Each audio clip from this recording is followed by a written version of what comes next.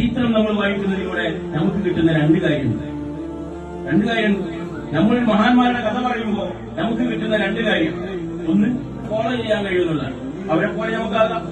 Mohiuddin Sheikh റളിയല്ലാഹുവിന്റെ കഥ പറഞ്ഞു കൊടുക്കുന്നതിലൂടെ നമ്മുടെ മക്കളെ മുഹീദ്ദീൻ ശൈഖ് റളിയല്ലാഹുവിന്റെ ചര്യയിലേക്ക് കൊണ്ടുവരാൻ കഴിയുക എന്നുള്ളതാണ് ഒന്നാമത്തെ കാര്യം.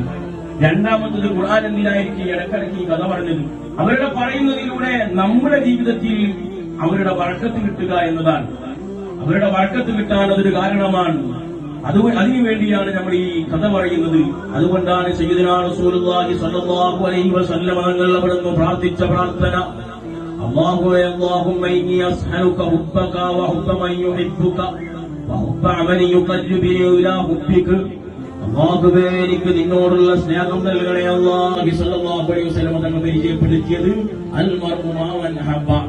ഒരു മനുഷ്യൻ ആരെ സ്നേഹിക്കുന്നുവോ അവൻ അവരുടെ കൂടെ സ്വർഗത്തിൽ പോകും.